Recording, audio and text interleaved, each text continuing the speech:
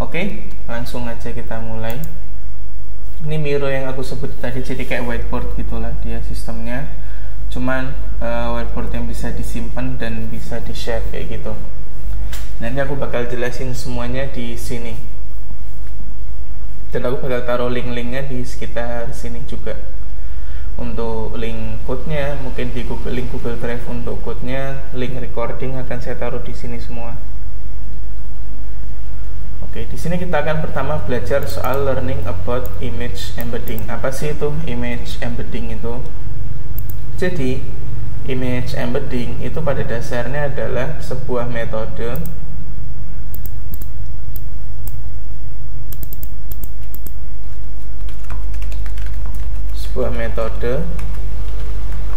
untuk melakukan fitur extraction dari sebuah gambar dan membuatnya menjadi bentuk yang lebih sederhana. Jadi begini, image embedding, contoh di sini ada gambar kucing ya.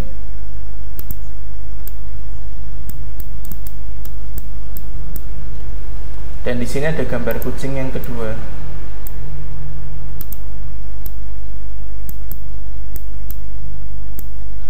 Diharapkan kan image embedding itu nanti dari sebuah gambar kita masukkan ke sebuah fitur ekstraktor. Nanti akan aku jelasin fitur ekstraktor itu gimana cara ngebuatnya. Dia akan menghasilkan fitur vektor mungkin bisa 512, bisa 2048, bisa berapapun lah, tergantung fitur ekstraktor yang kita gunakan metodenya apa. Contoh di sini kita gunakan 512, berarti dia akan menghasilkan output vektor dengan ukuran 512 kali 1 atau matriks berukuran 512 kali 1. Nah, dari matriks yang berukuran 512 kali 1 ini, berarti kan dia sebetulnya memiliki fitur sebanyak 512, ya kan?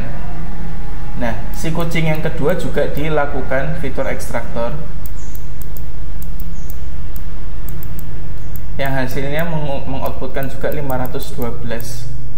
Ketika dua buah matriks ini dihitung Euclidean distance-nya, maka diharapkan ini itu dekat, kayak gitu, dekat nilai representatifnya menggunakan Euclidean distance. Mungkin buat yang belum tahu Euclidean distance itu apa, dia itu adalah akar dari x aksen dikurangin mungkin x aksen dikurangin x dikuadratin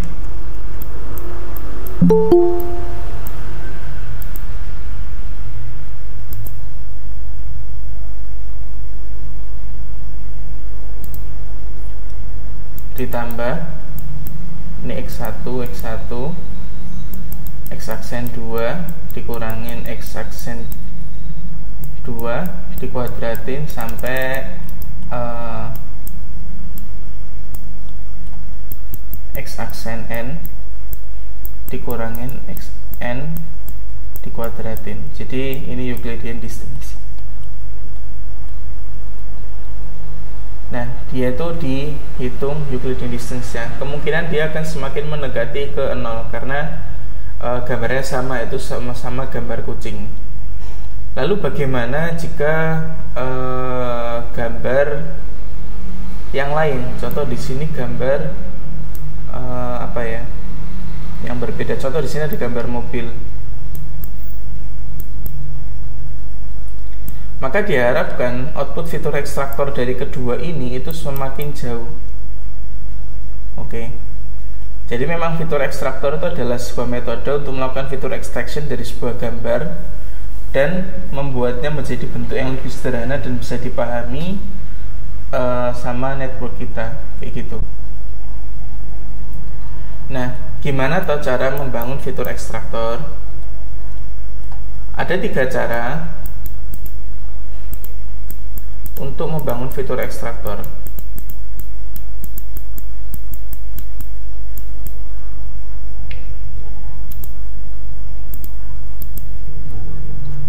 Yang pertama adalah discriminative learning. Yang kedua adalah contrastive learning. Dan yang ketiga adalah generative learning.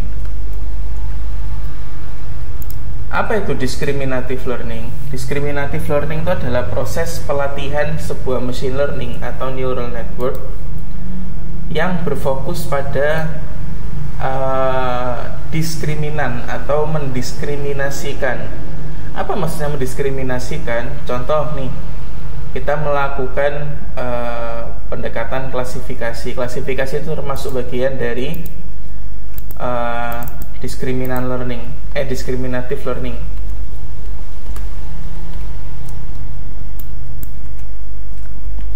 Image classification. Karena pada saat trainingnya dia tuh menyalahkan jika seandainya klasifikasi tersebut itu mengeluarkan output yang salah. Itu kenapa disebut discriminative learning. Begitupun juga dengan segmentation, semantic segmentation, kemudian object detection. Ini semua discriminative learning. Cuman biasanya yang dipakai, paling sering dipakai ya untuk ngebuat fitur ekstraktor itu adalah image classification, untuk membuat pre-trained fitur ekstraktornya. Untuk yang sisa-sisanya jarang digunakan metodenya.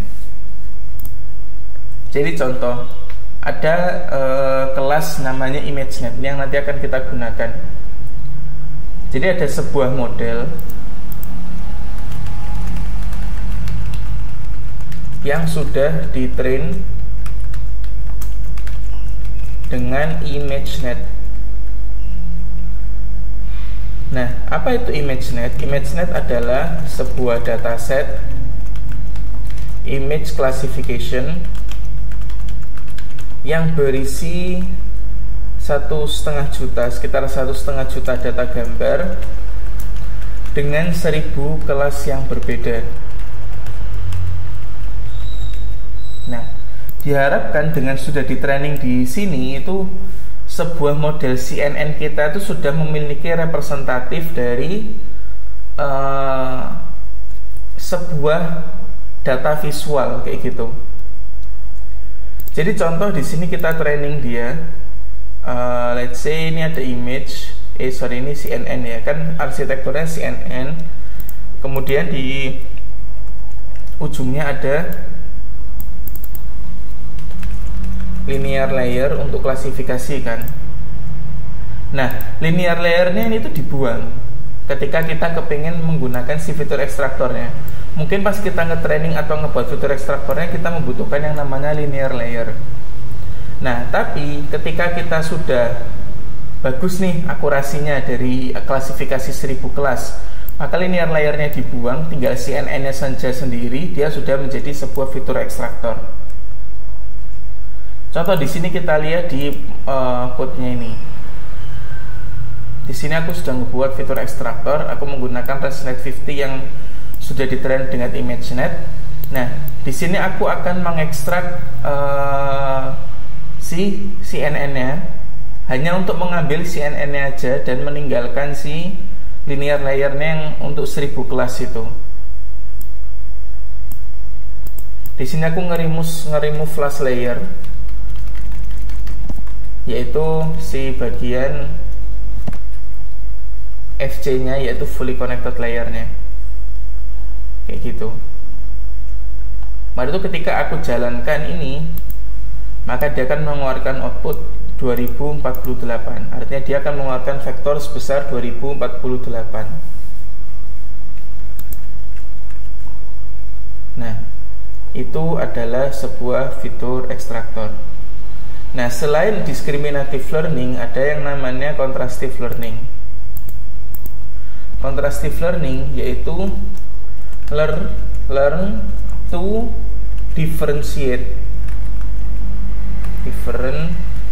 Ini dilakukan di face recognition di beberapa contrastive learning. Salah satu contohnya adalah Siamese network. Sudah ada beberapa metode contrastive learning, cuman aku akan jelasin yang paling basic, yaitu Siamese network. di mana sebuah gambar itu memiliki ada gambar itu namanya anchor atau acuan, kemudian positif sampel sama negatif sampel. Contoh kalau di sini mungkin kalau di kasus face recognition ya, anchor itu contoh wajahnya wajahnya Obama, kita let's say kayak gitu, wajahnya Obama. Di positif masih wajahnya Obama, tapi dengan pose yang berbeda atau dengan usia yang berbeda. Kemudian negatifnya kita kasih wajahnya si Michael Jordan. Nah, kemudian A kita lewatkan ke CNN, satu buah CNN. Positif kita lewatkan ke sebuah CNN.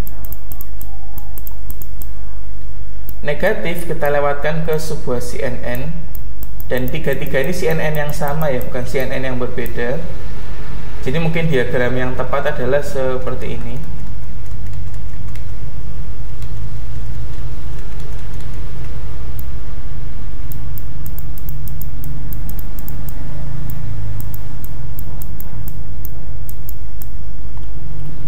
Dia akan mengeluarkan output anchor sebanyak 512, berarti bebas untuk dimensi ini vektornya mau berapa. Positif juga 512 fitur vektor, dan yang negatif juga 512 fitur vektor. Dimana ketika kita melakukan training Siamese network, itu loss functionnya adalah menggunakan triplet loss. Triplet loss itu memastikan bahwa anchor sama positif itu as close as possible,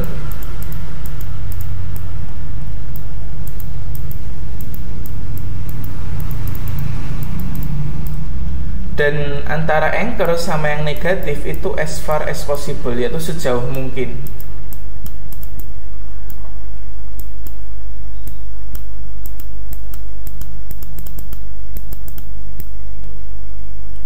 Oke, jadi itu contrastive learning. Berarti nggak cuma ada Siamese network, cuman buat simplicity dan nggak mau terlalu membebanin terlalu banyak materi di hari ini biar bisa masuk semuanya. Aku bahas di Siamese network aja, tapi contrastive learning nggak cuma itu aja. Kemudian generative learning itu contohnya adalah GAN, kemudian VQ-VAE atau Variational Quantized Autoencoder. Nah, dua ini yang biasa digunakan untuk training generative network yang juga bisa nanti sebagai fitur ekstraktor. Cuman biasanya kalau kita kepingin ngetrain sebuah fitur ekstraktor, let's say contoh kita pakai GAN, itu metodenya seperti ini. Ada gambar, contoh ada gambar kucing di sini. Nah, gambar kucing ini aku masking, aku kasih hitam gitu, frame block warna hitam. Nah, dia akan dilewatkan sebuah CNN supaya bisa merekonstruksi si wajahnya ini menjadi gambar kucing seperti ini. Nah, ketika dia sudah ditraining dengan mungkin banyak gambar, nah si CNN ini dia akan semakin paham tentang sebuah fitur gambar, diharapkan seperti itu. Nah, maka dari CNN ini dia bisa digunakan untuk fitur ekstraktor aja. Tentu si CNN ini memiliki dua buah jenis network, yaitu CNN dan predictive frame-nya lah, intinya head task-nya lah, atau network kepalanya, yaitu untuk memprediksi dari si gambar kucingnya, kayak gitu. Cuman memang untuk sementara itu yang paling sering digunakan itu adalah yang classification, walaupun memang yang sekarang yang NLP seperti kayak GPT itu dan BERT itu sudah menggunakan yang generative learning untuk membuat fitur ekstraktornya. Tapi kalau image itu sampai sekarang itu masih paling sering kalau nggak ini yang digunakan atau yang ini untuk membangun fitur ekstraktor. Oke, lanjut. Itu terkait pembahasan tentang image embedding. Jadi image embedding adalah sebuah metode untuk melakukan fitur extraction dari sebuah gambar dan membuatnya menjadi bentuk yang lebih sederhana. Ada yang mau ditanyakan sampai sini?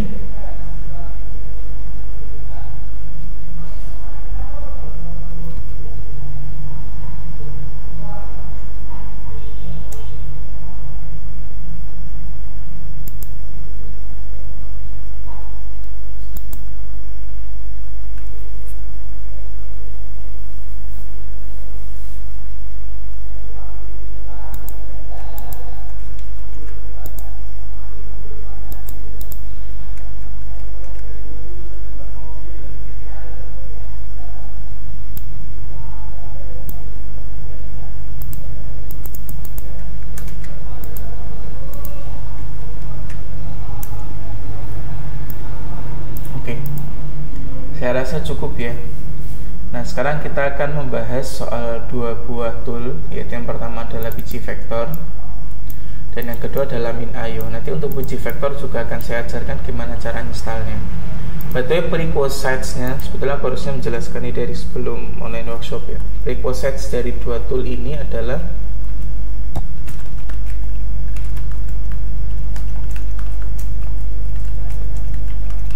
Docker. Kenapa Docker? Karena mungkin teman-teman kalau install database di Windows cukup mudah ya. Tapi kalau mungkin teman-teman pengguna Linux atau Ubuntu, itu biasanya tuh database itu diinstal di OS layer, maksudnya di lapisan OS, dan itu sering menyebabkan OS-nya gangguan. Padahal aku pribadi kalau develop sesuatu yang membutuhkan database, aku nggak pernah pakai Docker karena aku pakai Ubuntu, kayak gitu. Jadi Docker ini sangat memudahkan lah untuk melakukan dua operasi di bawahnya. Intinya Docker itu seperti kayak VM, tapi dia lebih robust aja kayak gitu. Oke, nah sekarang kita akan belajar tentang Bgfactor. Bgfactor sebenarnya dia tuh hanyalah sebuah PostgreSQL yang memiliki extension untuk menyimpan jenis data yang bernama vektor.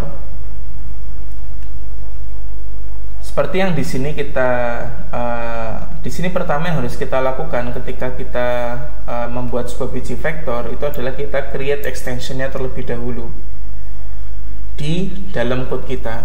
Kita create extension vector untuk memastikan bahwa extensionnya ini sudah di-create di PostgreSQL environment kita. Kemudian create table items ID big serial primary key embedding vector 3. Nah, di sini contoh kita membuat sebuah table dengan ID big serial primary key, intinya ini ID, dan embeddingnya dengan vektor berukuran 3. Untuk melakukan insertnya pun kita akan menginsertnya dalam bentuk string list kayak gitulah. Jadi list yang distringkan atau array yang distringkan. Nanti insert into items embedding value 1, 2, 3, 4, 5, 6. Dan kalau kita kepengen ngedapetin get nearest neighbor menggunakan L2 distance, maka kita bisa menggunakan select bintang from items order by embedding 312 limitnya 5. Kayak gitu. Semudah ini aja. Nanti kita hanya menggunakan 4 query ini untuk ngejalanin si Bgfactornya. Contohnya nanti untuk vektornya kita akan bikin 2048 karena output dari ResNet 50 itu 2048. Dan ya kurang lebih kayak gitu sih. Nanti kita create table namanya image. Jadi memang PostgreSQL itu mungkin buat teman-teman yang belum tahu PostgreSQL itu apa toh? Kan dari tadi nyebutin PostgreSQL. Intinya PostgreSQL itu adalah salah satu jenis database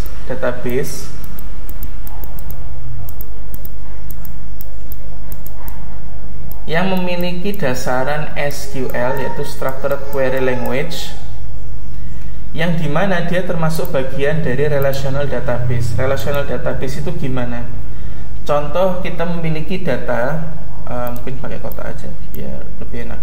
Contoh kita memiliki data user, dimana user ini dia ada ID user, ada nama, ada email, ada password. Disebut dengan structured karena memang dia itu fieldnya itu tetap, yaitu itu aja, walaupun memang bisa dirubah, tapi dirubahnya itu harus dirubah by system dulu, baru kalau kita pengen menambahin data baru. Itu kenapa disebut structured datanya. Dia nggak bisa dirubah dan tetap. Ketika kita membuat satu data, ya sudah, maka dia bentuknya tetap, ya ID user, nama, email, password. Kalau tiba-tiba mau kita tambahin field usia, ya harus dirubah dari segi sistemnya, bukan langsung dari kliennya, kayak gitu. Dan juga SQL ini dia itu relational database. Contoh di sini ada data penjualan. Nah, di sini nanti ada yang namanya, selain ada primary key yaitu ID user, ada juga yang namanya foreign key. Nah, kalau di penjualan ini primary key-nya itu adalah ID penjualan dan foreign key-nya adalah ID user. Oke. Di mana foreign key itu adalah penghubung antara user dan penjualan.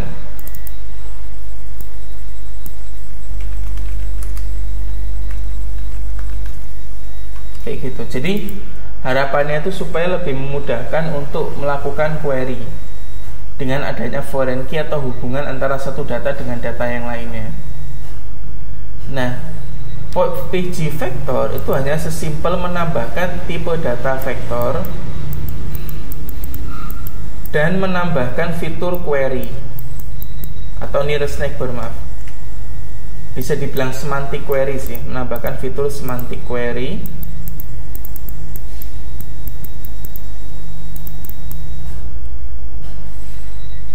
untuk melakukan nearest neighbor terhadap data-datanya.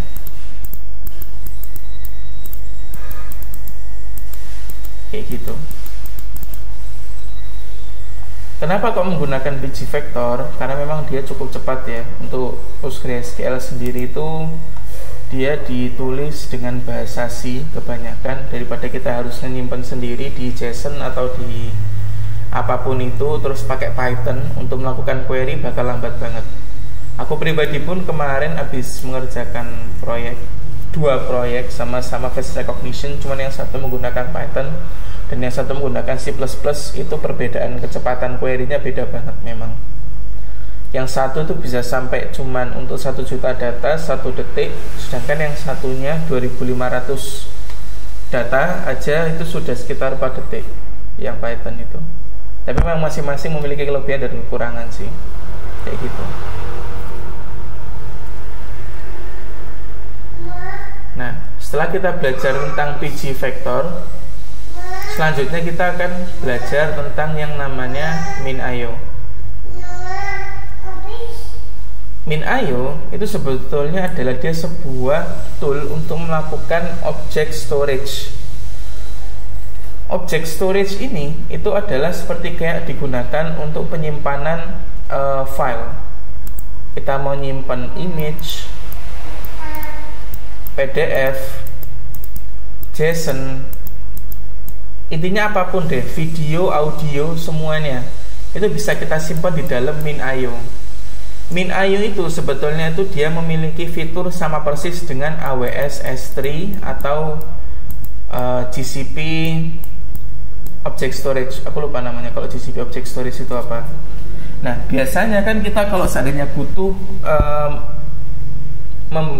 membuat sebuah object storage yang bisa digunakan mudah lah untuk manajemen file, biar manajemen filenya lebih mudah.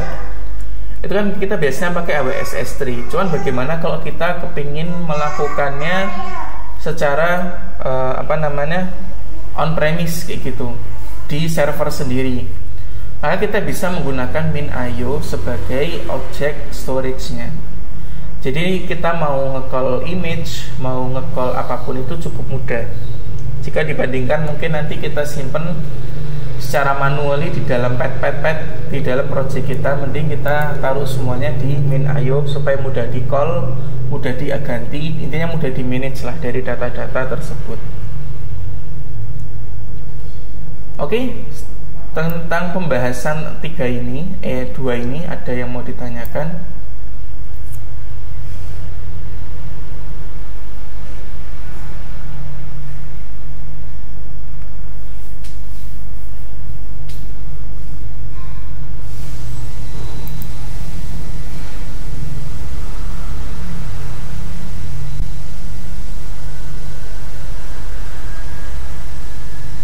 Oke, saya rasa tidak ada. Langsung saja ke sini. Mungkin di sini nanti code-nya akan saya upload. PG vector. Nah, pertama teman-teman yang harus lakukan adalah melakukan cloning dari PG vectornya. Oke, ini di copy. Kemudian teman-teman git clone. Nah, karena saya sudah ngeklon pgvector, jadi teman-teman nggak perlu ngeklon lagi. Nanti tinggal masuk aja ke pgvector. Nah, di sini tuh ada docker file. Ya. Nah, docker file ini bisa langsung kita pakai aja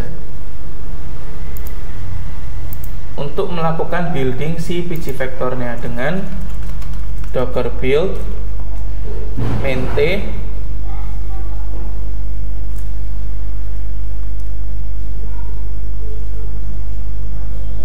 docker build maintain pgvector latest titik kayak gitu. Dengan begini nanti kita akan sudah ngebangun image yang bernama pgvector. Nah, nanti kalau sudah di docker build, kita akan sudah berhasil membangun image-nya. Mungkin nanti untuk penjelasan lebih lanjut tentang docker per dockeran, saya sudah buatin course gratis di YouTube tentang deployment with docker. Silahkan pelajari aja, oke?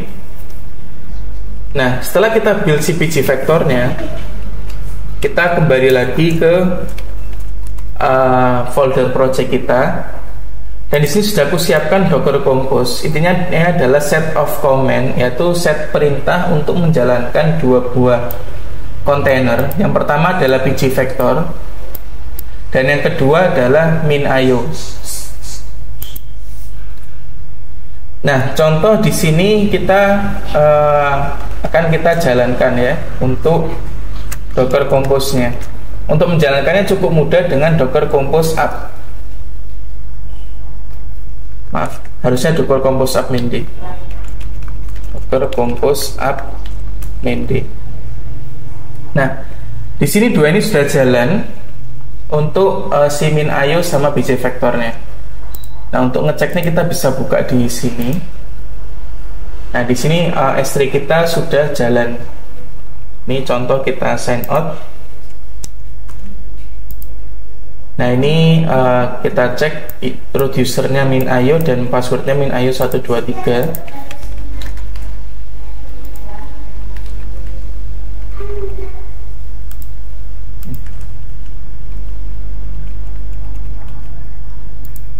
Nah, ini nanti sudah bisa kita pakai. Ini karena masih kosong backupnya, jadi nggak ada tulisannya. Setelah kita mungkin buat teman-teman yang bagian min.io, nanti akan ada waktu dulu buat melakukan download kayak gitu. Jadi memang di awal itu ada proses untuk download si image-nya kayak gitu. Oke, sekarang kita perlu code untuk melakukan ini database-nya terlebih dahulu.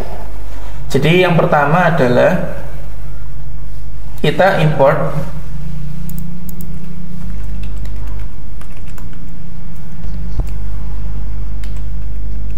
isi copy 2, yaitu ini untuk ngejalanin PostgreSQL nya.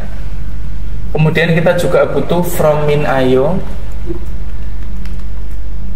import min.io, dan from min.io error, import S3 error.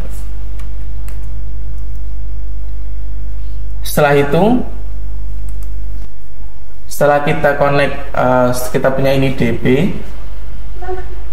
Nah, di sini kita akan membuat, kita akan nge-init si min.io client-nya. Min.io client sama dengan min.io, localhost 9000, akses key-nya kita pakai min.io.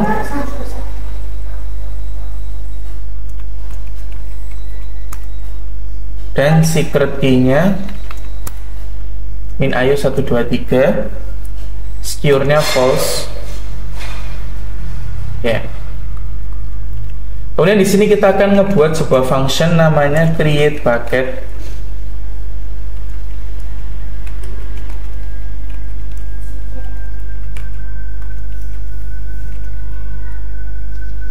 Bucket name. Nah, Di sini adalah font sama dengan min.io client.bucket access bucket name. Jadi apakah bucketnya sudah ada? Oh, kalau nggak ada, maka kita akan make bucket. Tapi kalau ada, maka print bucket already exist. Kayak gitu. Terus kemudian kita akan ngebuat untuk yang namanya si PostgreSQL-nya. conn sama dengan physicopack2.connect,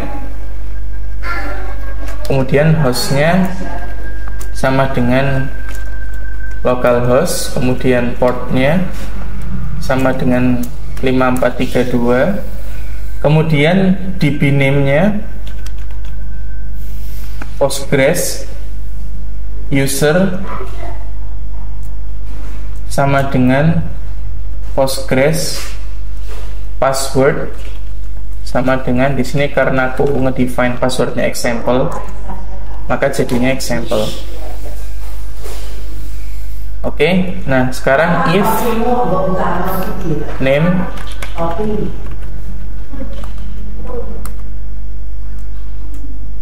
sama dengan main. Nah di sini dia akan nge-create bucket images. Setelah dia akan nge-create bucket images, kemudian cur sama dengan count.cursor, kemudian cur.execute,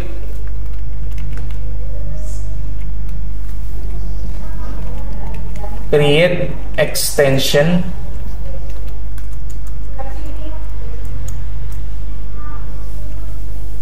vector, jangan lupa kasih tutup, kemudian con.commit. Setelah itu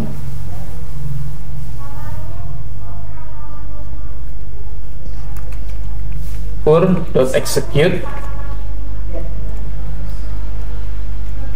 create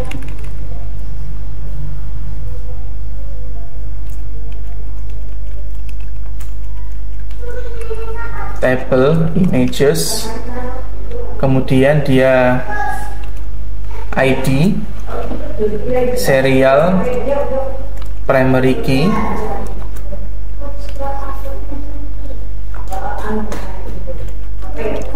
object name,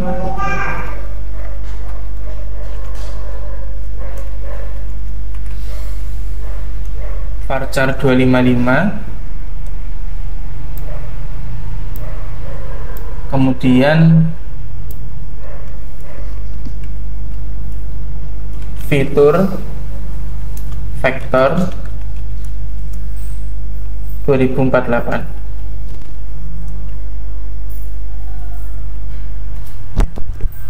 Harusnya begitu. Oh ya, kita perlu tambahin juga untuk object name-nya not null, dan si fitur vektornya juga si fiturnya not null. Oke. Sip, harusnya ini sudah bisa. Kita akan coba jalankan untuk Python init db-nya. Syntax error near not.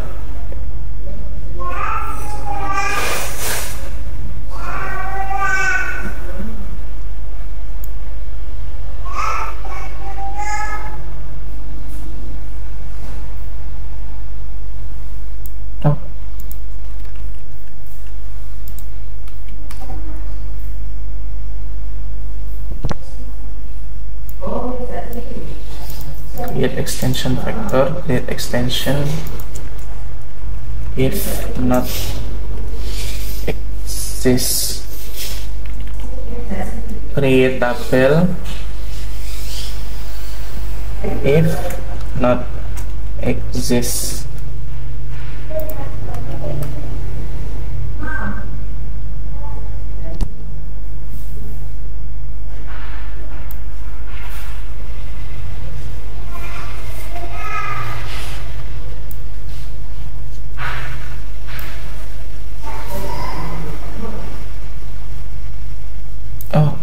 I see.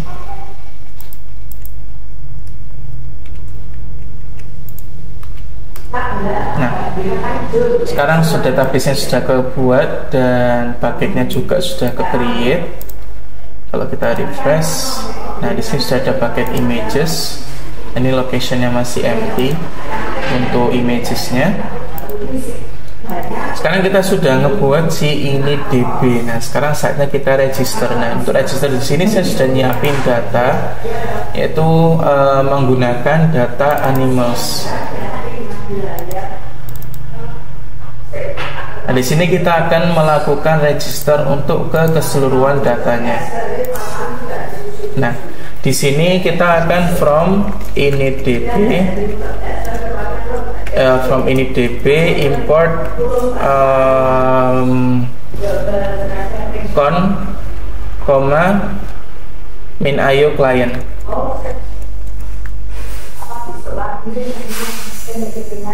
Oke, lanjut. From initdb import con sama min io client. Di sini data path-nya sama dengan data. Kemudian di sini mungkin kita perlu import os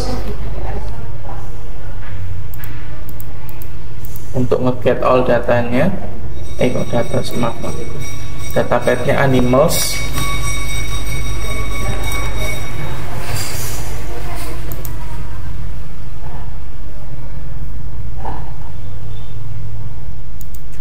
Mungkin folder animalsnya bisa aku taruh di luar.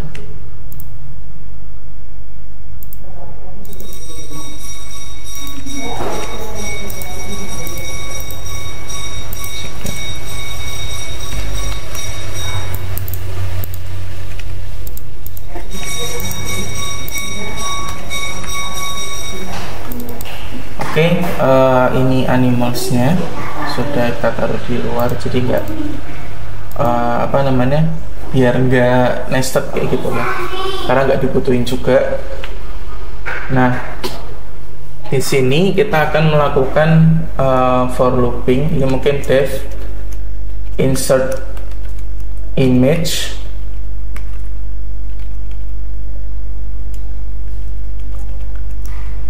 bucket name,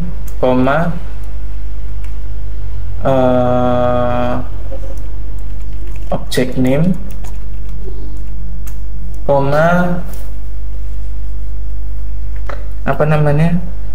bucket name, object name, con, sama image path.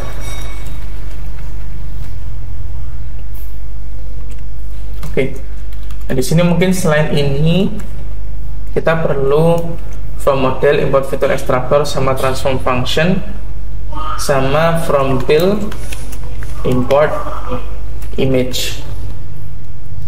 Oke. Setelah itu di sini kita akan melakukan si insert image-nya. Pertama get image from the path, image sama dengan image.open image path. Kemudian kita transform image-nya, kemudian kita add batch dimension with image.unspace 0. Kemudian kita dapatkan fitur ekstraktornya dan kita convert ke NumPy, kita convert ke list, dan kemudian kita insert image to object name, features, value, %s, object name, features, bucket name, object name, image path. Torch.node, import torch, kemudian initialize fitur ekstraktornya. Fitur ekstraktor sama dengan fitur ekstraktor. Mungkin ini kita langsung bisa .flatten.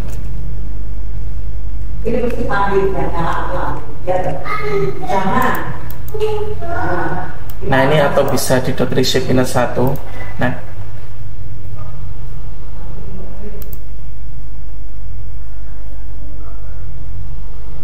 oh iya, jangan lupa di .detach.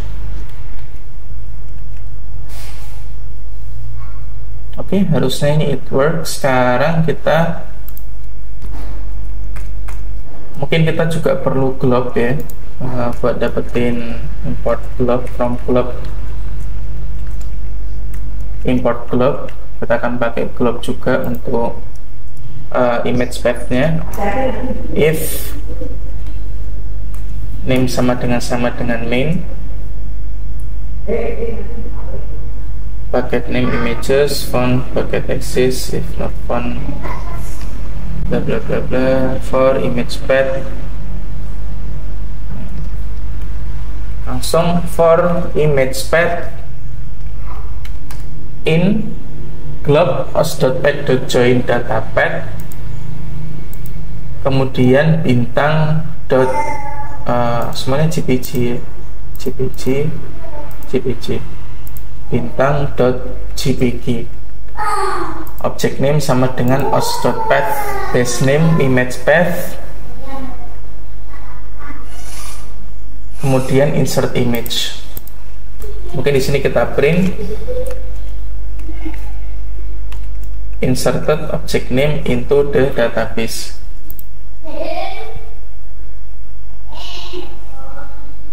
Packet name, object name, image path. Saya cek dulu.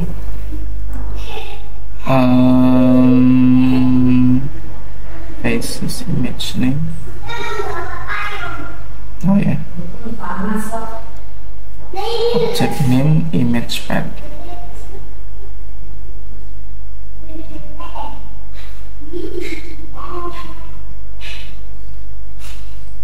Oke, ya, sip. Kita coba untuk jalankan si register.py-nya, yaitu untuk nge-store semua image sama fitur vektor ke dalam min.io dan pg vektornya. Mungkin di sini biar cepat, aku bikin jadi .buda, kemudian .buda, dan kemudian di sini .flatten, .detach, .cpu,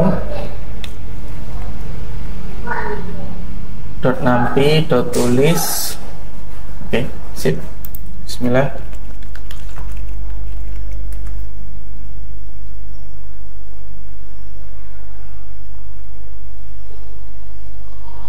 Oh, nggak jalan apa-apa.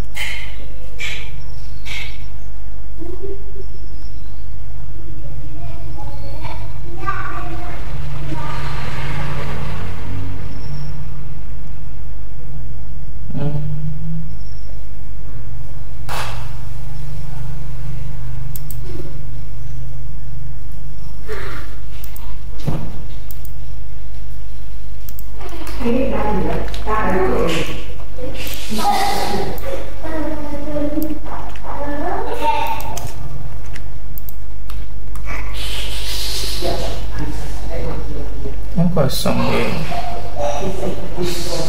Animals bintang .jpg nya kosong ternyata.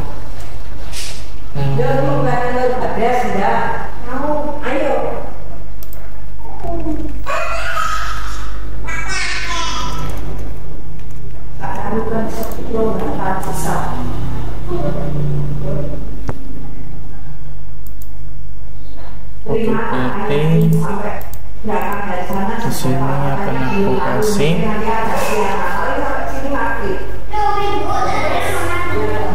fornya kalau kita aku rubah jadi os.listdir. Mungkin di sini list path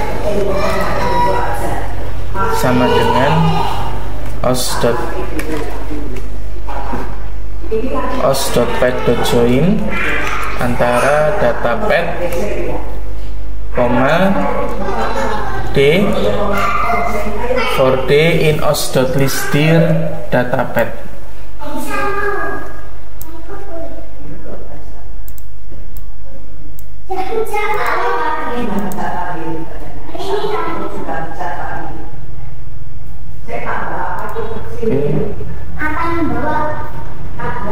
Sip. Good. Jadi di sini dia akan nge-return folder-foldernya ini path-nya ada di mana aja. Print list path.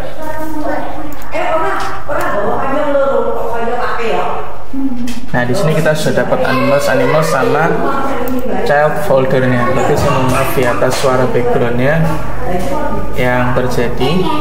Nah, setelah kita dapat list path-nya,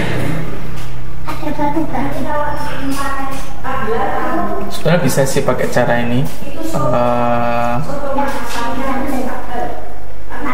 Ya udah, aku pakai ini aja. Tadinya aku mau ngebikin satu list lagi kayak gitu, tapi ya udah.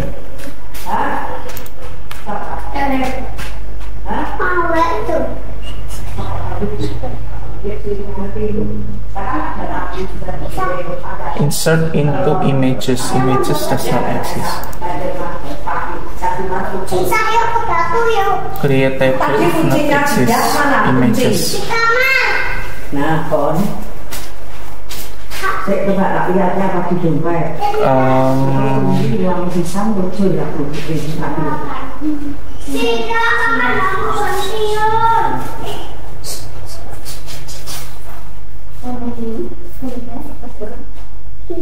Check name feature.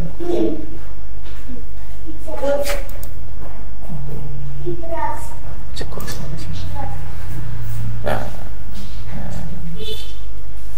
insert into images. Relation images does not exist.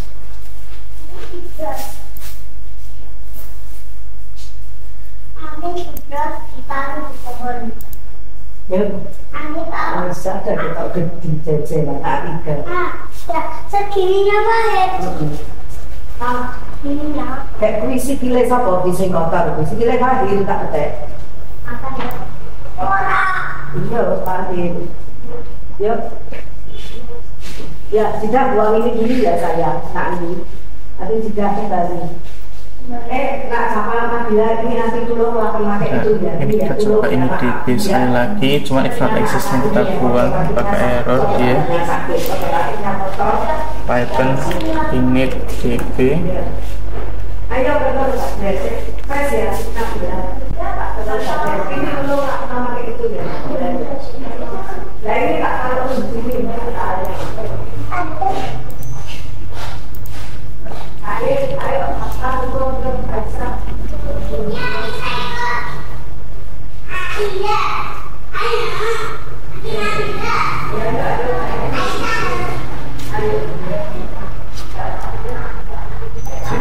sorry.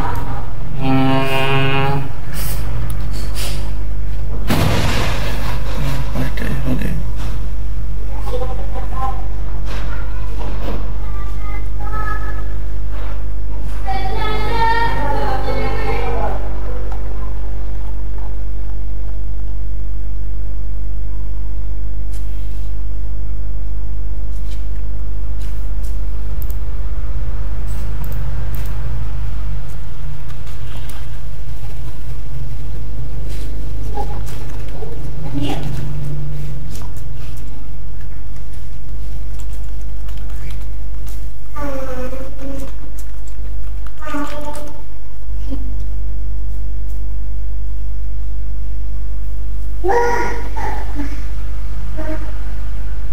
Aku tahu nih kenapa. Enggak sih. Harusnya enggak, karena kan dia tetap ngikutin yang kon ini. Register CIN Pandot cursor.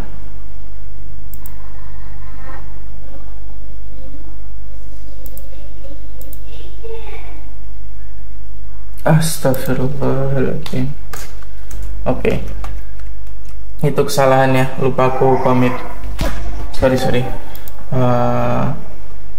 Ya, if not existnya nggak apa-apa, tetap kita tambahkan supaya nanti kalau tabelnya sudah ada,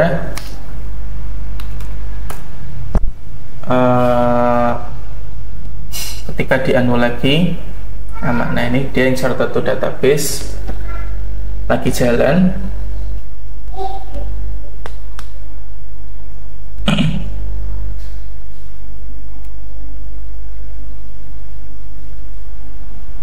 Kita tunggu dulu aja sejenak. Mungkin sambil menunggu ada yang bertanyakan dari proses yang ada.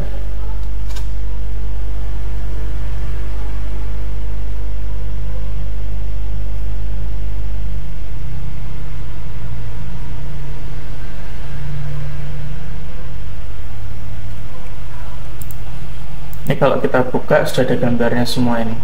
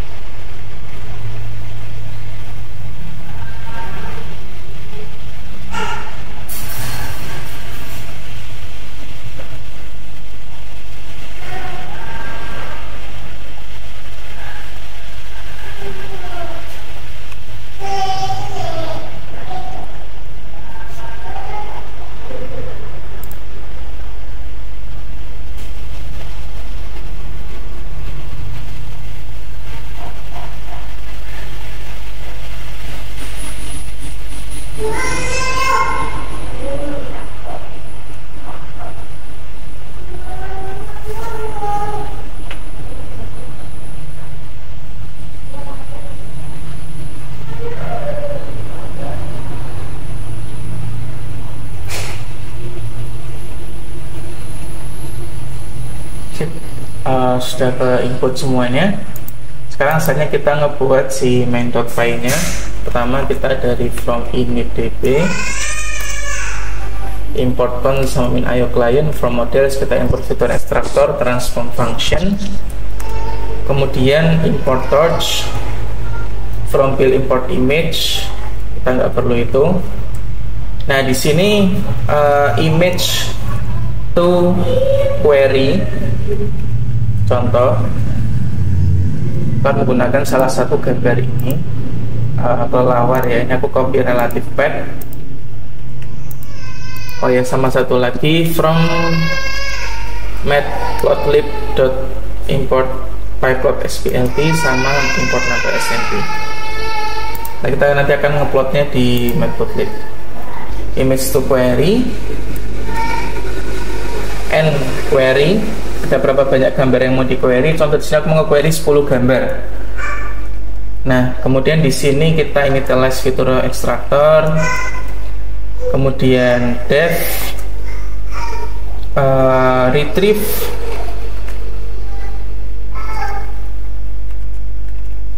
images. Kita kasih image to query,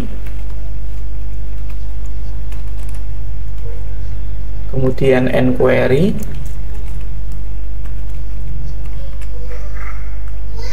kemudian con, kemudian min.io client, dimana nanti dia akan nge-return, harapanku nanti dia akan nge-returnnya list of numpy, kayak gitu.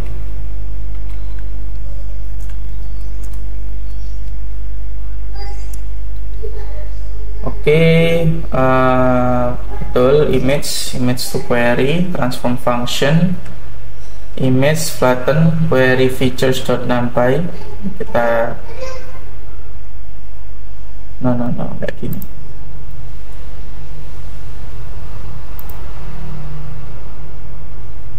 Sampai sini betul, tapi sampai sini salah. Ini tak betulin dulu aja. Cur sama dengan con.cursor, kemudian cur.execute, select object name, koma, kita kasih dalam kurung feature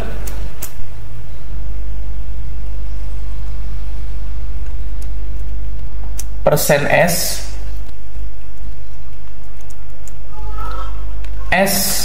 distance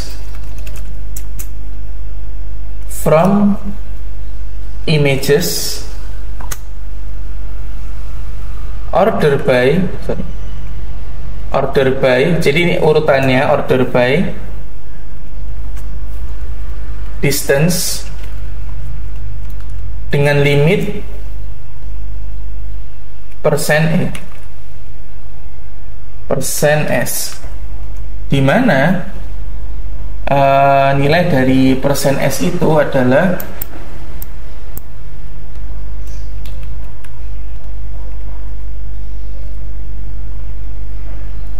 query features and query. Sip.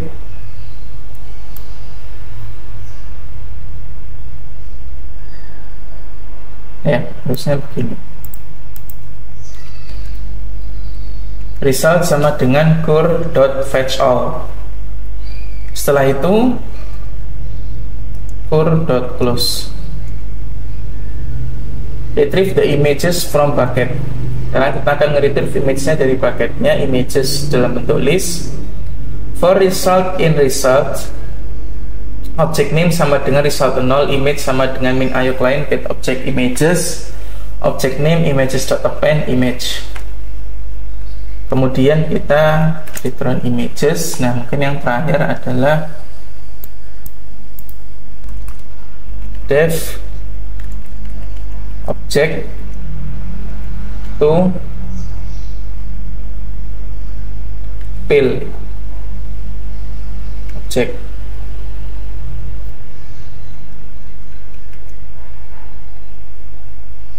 No.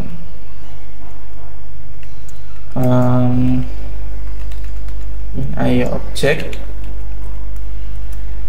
itu nanti.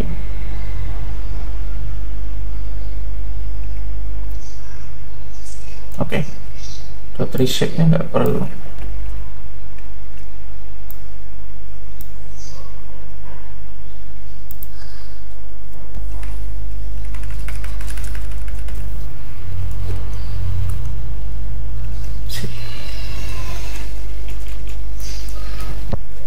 Nah, coba ini kita if name sama dengan main. Kita coba images sama dengan retrieve images, image to query, and query JNN min IO client, kemudian fig, axs sama dengan plt.subplot 1, len images, kemudian for image in enumerate images, axis im show image of plt.show. Oke, kita coba jalankan image query kita. Python main.py.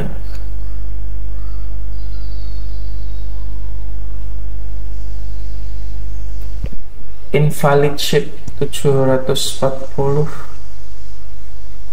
for image data.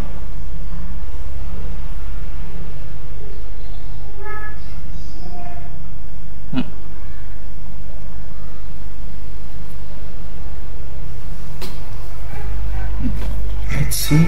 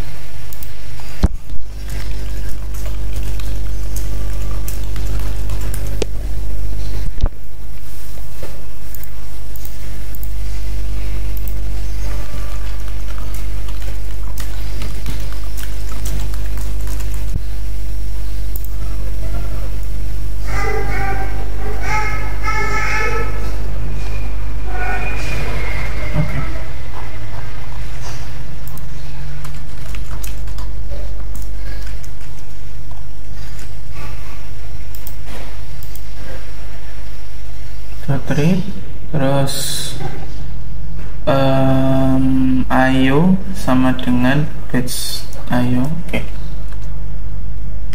Data sama dengan batch IO data, image sama dengan image.open data.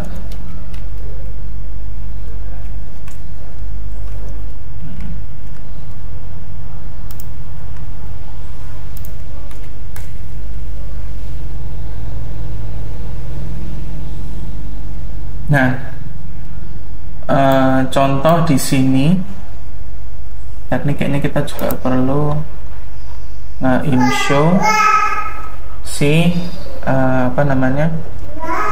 gambar aslinya juga.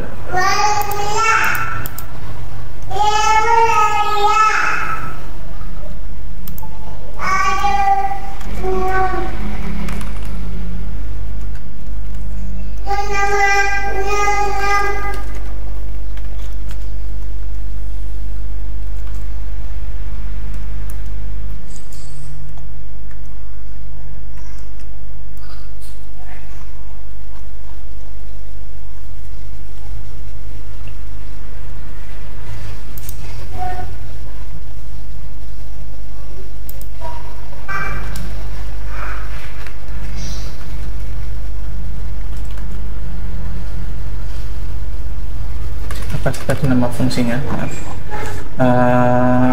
Show from image path, image to query. Sama ini mungkin fix size nya perlu digedein, kecil banget tadi.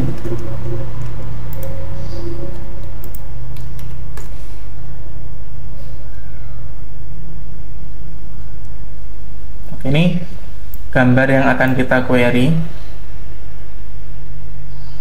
Kemudian kalau kita close, nah ini adalah gambar yang sudah di query sama si kelelawarnya. Nah di sini dia akan nge-return gambar-gambar yang nilainya cukup gelap. Sebetulnya kalau seandainya kita kepingin membuat si image retrieval-nya ini lebih robust lagi, salah satu caranya adalah bisa dengan membuat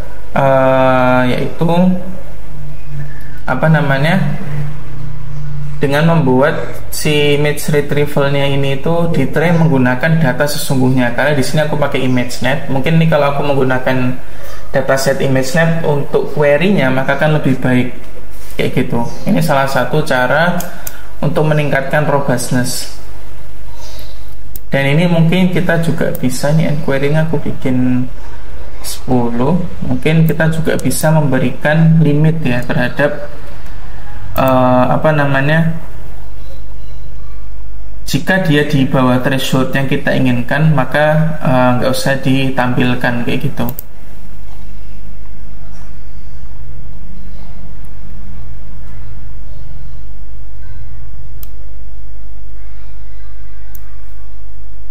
Oke. For result in results,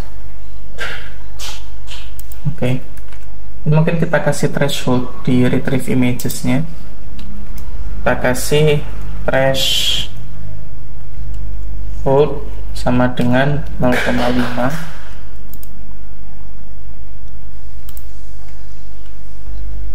If result 1 lebih besar daripada threshold, break. Karena juga itu sudah diurutin, atau mungkin bisa di continue aja sih instead of break. Kita coba lagi.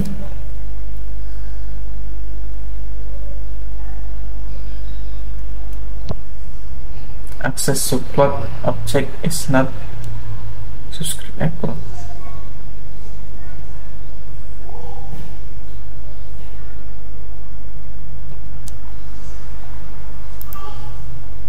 Kenapa kok tiba-tiba?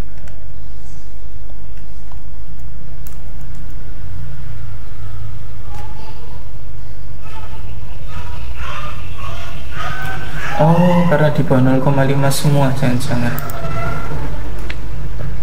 Oke. If len images sama dengan 0, no similar images found. Kan nggak usah exit, tapi kasih L saja di sini.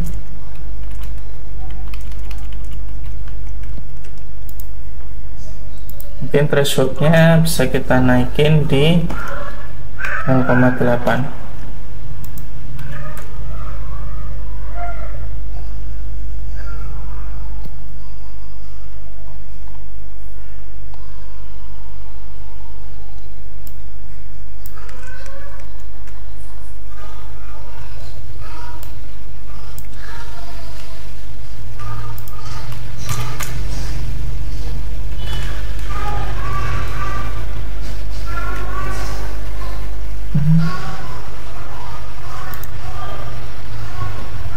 Tadi bisa, tiba-tiba nggak mau.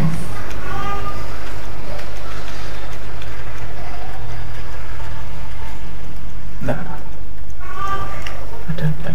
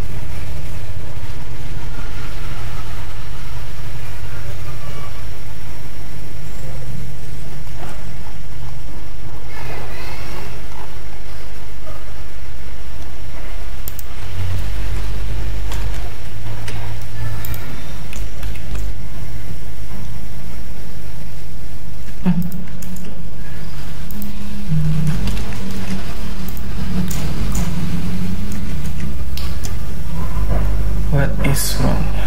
Why?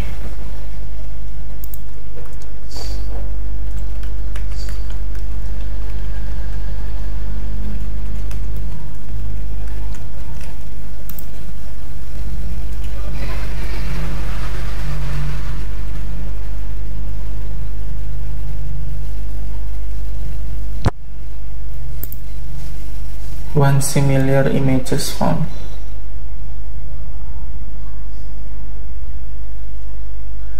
Okay.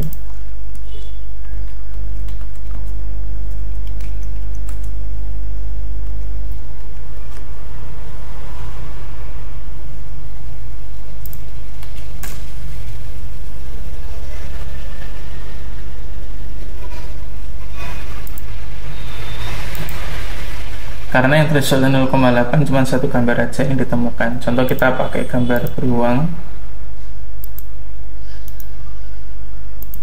copy relative path.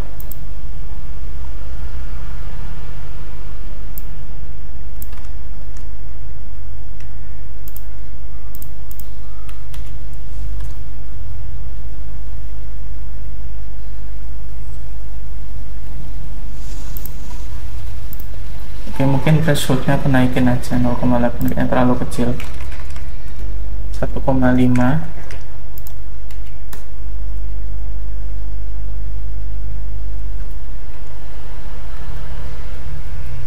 Wow, emang berapa? 5 itu angka yang cukup main gede untuk Euclidean distance. Nah, dia akan mereturn gambar-gambar yang terindikasi berwarna coklat, karena memang ImageNet ini tuh dia sangat jago sekali untuk bisa mengekstraksi sebuah fitur warna tekstur. Seperti dilihat di sini, dari pose-posenya pun sebagian ada yang mirip ya antara satu gambar dengan gambar yang lain, kayak gitu. Kalau memang diinginkan lebih robust terkait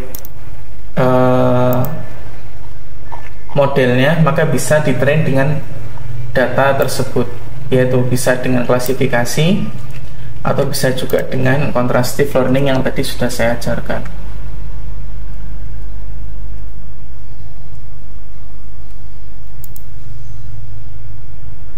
Yang ini bagus. Keluarnya serigala semua, mungkin karena gambar serigala kebanyakan ngadep depan ya, kecuali yang ini ada babi di tengah. Oke, mungkin itu aja sih untuk pertemuan pada pagi hari ini. Mohon maaf banget ada banyak gangguan di pagi hari ini. Sekali lagi saya mohon maaf. Ke depan saya akan berusaha untuk semakin meningkatkan kualitas dari online workshop kami. Kalau ada yang mau ingin ditanyakan, monggo silahkan. Saya kasih waktu 5 sampai 10 menit kayak gitu untuk bertanya. Karena juga waktunya juga masih panjang sih. Jadi kalau mau tanya sebanyak mungkin silahkan kayak gitu.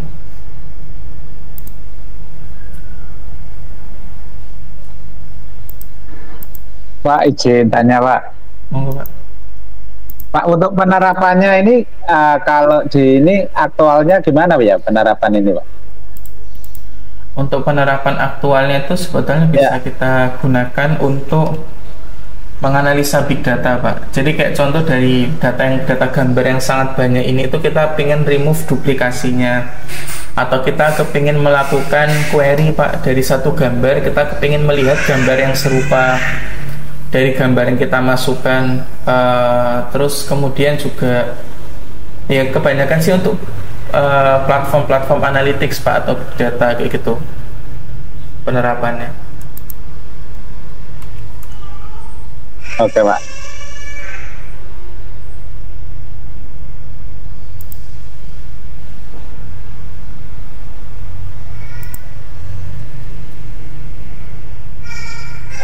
Ada lagi yang bertanyakan?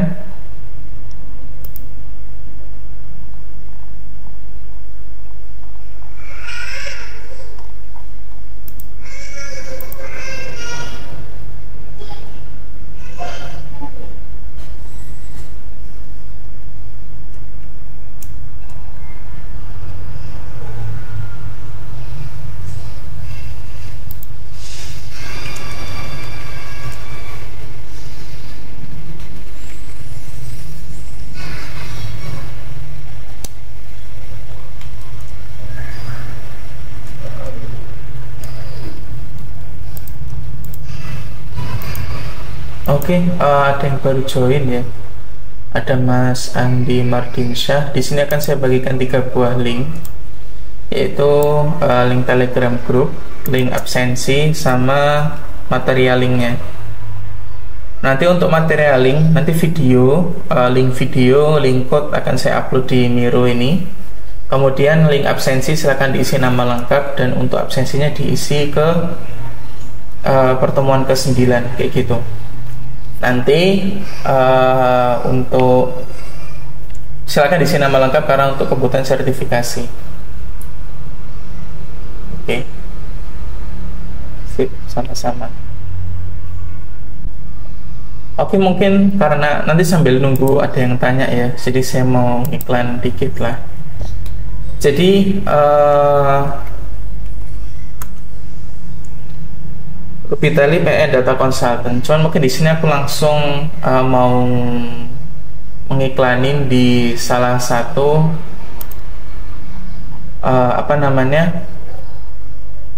di salah satu produk kami aja, yaitu namanya yang ini.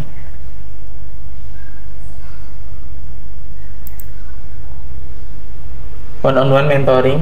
Jadi buat teman-teman yang memiliki kesulitan dari proses pengerjaan engineering, atau mungkin problem dari segi riset, disertasi, tesis, atau apapun itu, bisa menghubungi kami untuk melakukan one-on-one mentoring. Untuk one-on-one mentoringnya itu ada beberapa format. Yang pertama ada paket. Jadi kalau paket langsung beli 4 jam, langsung beli 8 jam atau 16 jam, maka akan dapat harga potongan, atau bisa juga langsung on the go. Jadi kayak begitu mau mentoring langsung mau dibayar dulu juga bisa. Jadi kayak ada kebutuhan yang kira-kira butuh berapa jam, bisa juga. Atau bahkan teman-teman ingin belajar nih secara private sama saya terkait AI engineering di satu topik, tapi karena teman-teman nggak punya akses, mungkin di YouTube nggak ada, teman-teman mau belajar sama saya, nggak harus karena kena problem disertasi atau tesis, bisa langsung menghubungin saya. Nanti akan saya kasih tahu nih kira-kira butuh berapa jam dan biayanya berapa ketika ingin pelajari satu topik. Dan nanti kita mulai proses mentoringnya. Contoh, ada klien datang ingin belajar terkait MLOps, nah langsung bisa aja menghubungi saya secara private, mungkin private mentoring, untuk belajar MLOps. Fun fact teman-teman, di sini bisa up to 5 orang ya untuk satu kali sesi.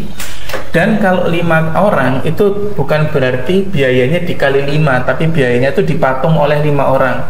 Contoh teman-teman pengen belajar MLOps. Let's say kan di sini standar basis per jamnya itu 200.000 ya di kita. Standar basis per jamnya 200.000. Jika nanti teman-teman patungan nih 5 orang, maksimal 5 orang, karena kalau di atas 5 orang nanti aku kesulitan handle-nya, maksimal 5 orang untuk belajar MLOps secara private sama aku, ya berarti nanti biaya satu orangnya jadi 40.000 kayak gitu. Jadi kayak patungan gitu. Dan aku harap pembayarannya pun tuh dikasihkan ke aku sudah dalam bentuk 200.000, bukan 40.000. Karena kalau patungan tiba-tiba ada satu yang hilang, yaitu tanggung jawab dari tim pematung itu tersebut. Jadi tujuannya apa? Tujuannya supaya lebih meringankan teman-teman, karena mungkin kalau 1 jam 200.000 it's too expensive buat teman-teman. Nah itu bisa teman-teman patung, sistem patung kayak gitu, 5 orang belajar di satu topik. Let's say mungkin aku bilang untuk belajar MLOps butuh waktu 8 jam sampai 10 jam mungkin. Nah itu mungkin bisa menggunakan sistem patungan kayak gitu. Kalau search image dengan metode crop object kayak fitur baru Galaxy AI yang circle itu mekanismenya gimana ya? Apakah bisa diterapkan pada tools yang dibahas tadi? Sebetulnya bisa aja untuk metode yang tadi. Salah satu yang digunakan yang saya nggak tahu, kan saya belum cek ya Galaxy AI ya. Tapi yang saya tahu kalau Google Photos itu ada yang namanya faces faces image kayak gitulah, dimana nanti akan menunjukkan wajah-wajah yang sama. Nah dengan metode tadi juga bisa, cuman paling fitur vektornya diganti menggunakan fitur vektor wajah dan menggunakan face cropping kayak gitu. Dan memang yang diterapkan di Google Image Search pun juga seperti itu.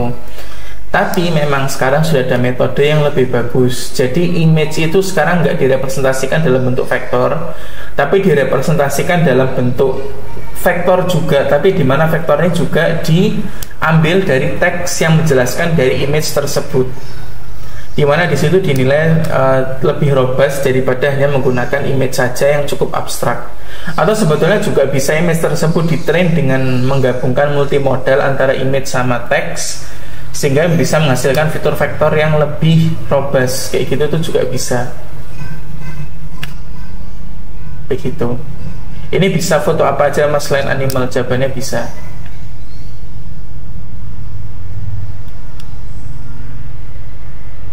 Ada lagi yang mau ditanyakan? Sama mungkin ada satu produk lagi yang mau saya tawarkan, yaitu bundling package, dimana di sini ada AI Vision Mastery. This AI Vision Mastery focus on cover key topic. Langsung aku buka aja. Di sini dia ada online course Introduction to PyTorch. Ini sebetulnya ada di YouTube ya teman-teman. Online course Computer Vision with PyTorch, Object Detection with PyTorch, Deployment with Docker juga sudah ada di YouTube yang keempat. Portfolio course Software Engineering for Face Recognition, Recorded Online Workshop, yang deploy machine learning using GCP, serve your computer vision pakai C++. C++ ini sebetulnya untuk kedepannya sangat penting banget ya teman-teman. Automatic number plate recognition sama video classification. Nanti tinggal klik register now. Untuk biayanya sendiri itu sebetulnya cuma 1 juta aja untuk pembelian ini. Jadi total ini tuh harusnya 1.350.000, cuman saya kasih diskon karena bundling pembelian ke semua ini jadi cuma 1 juta aja, nggak perlu pakai 350.000 kayak gitu. Dan khusus untuk yang sudah ikut di workshop ini saya kasih diskon spesial. Jadi bukan cuma 1 juta kalau teman-teman melakukan pembelian ini, tapi cukup 500.000 aja kalau teman-teman tertarik khusus yang join di workshop ini. Jadi dia bukan 1 juta, bukan juga 1.350.000, tapi 500.000. Monggo silakan untuk diregister sekarang untuk AI Vision Mastery Syllabus. Untuk total materinya sendiri sekitar 20 jaman. Ini video based dan teman-teman akan dapat sertifikat AI Vision Mastery kayak gitu kalau teman-teman melakukan pembelian ke 10 topik ini. Kalau teman-teman sudah pernah ikut gimana? Contoh teman-teman sudah pernah ikut yang ini, sudah pernah beli yang ini, cukup dikurangi 10% aja. Contoh teman-teman sudah beli yang kedua, oke, berarti teman-teman cukup bayar 450.000. Kalau teman-teman sudah ikut dua gimana? Ya sudah, bayar aja 400.000 dan and so on and so forth lah, kayak gitu. Tapi kalau teman-teman sudah ikut ini ya nggak tak kurangi, karena ini memang pada dasarnya gratis. Untuk dua ini ada di YouTube. Kayak gitu. Jadi memang 2, 3, 5, 6, 7, 8, 9, 10. Kalau teman-teman ada yang sudah pernah ikut, tak kurangin 10%. Kayak gitu. Oke. Nanti langsung dihubungin aja ke tim kami atau ke WhatsApp kami. Monggo, mumpung diskon 500.000, diskonnya juga cuma berlaku selama seminggu aja. Sampai di online workshop ke depan, nanti sisanya hangus. Kayak gitu. Karena pasti diskonnya akan berubah-ubah. Kayak gitu. Oke, sama itu mungkin yang akan saya tawarkan, one-on-one mentoring sama bundling. Monggo kalau teman-teman tertarik. Sama nanti ke depan, ya kayak gitu aja sih mungkin. Mungkin itu aja sih kalau dari aku. Ada yang bertanyakan lagi mungkin via chat boleh. Kalau untuk kebutuhan image recommender system, mekanismenya gimana?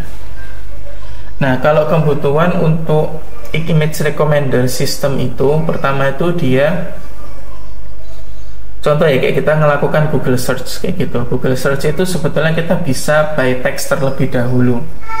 Karena pada dasarnya setiap image yang kita search di Google itu tuh dia memiliki nilai metadata atau bahkan nilai yang menempel ke dirinya, entah itu di websitenya atau apapun itu. Dengan begitu tanpa harus melakukan image query bisa. Tapi kalau teman-teman menggunakan fitur image search-nya Google, ya pasti pakai metode ini kayak gitu. Terus kalau seandainya recommender system, contoh itu juga bisa. Jadi di dalam recommender system itu ya, ini salah satu recommender system punyanya, kalau nggak salah online Amazon. Seingatku Amazon pas aku nonton seminarnya. Jadi dia tuh image itu disimpan ke dalam fitur vektor. Keterangan-keterangan dari objek objek produk tersebut juga disimpan dalam bentuk fitur vektor. Kok FVC. Fitur vektor juga dalam bentuk fitur vektor, yang dimana nanti dari masing-masing fitur vektor ini akan digunakan untuk melakukan filtering atau mencari mana yang paling cocok kayak gitu. Bisa dengan kolaboratif filtering, bisa juga dengan, aku lupa filtering yang satunya namanya apa kayak gitu. Kan kalau kolaboratif filtering itu based on, kalau ada user 1, 2, 3 dia mengakses A dan memiliki personality yang mirip dengan user D, maka kemungkinan user D akan direkomendasikan untuk hal tersebut kayak gitu. Jadi yang disimpan itu bukan cuma gambarnya aja, tapi ada beberapa metadata yang mungkin dirubah jadi fitur vektor begitu. Ada lagi yang bertanyakan? Mumpung waktunya masih panjang.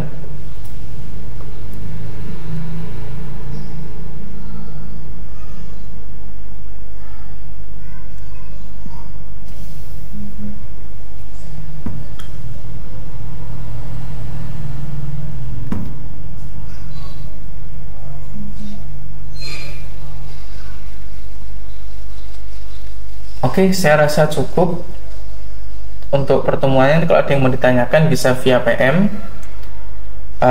Mungkin itu aja kalau dari saya. Terima kasih. Assalamualaikum warahmatullahi wabarakatuh. Sampai jumpa mungkin di kesempatan yang lain kayak gitu.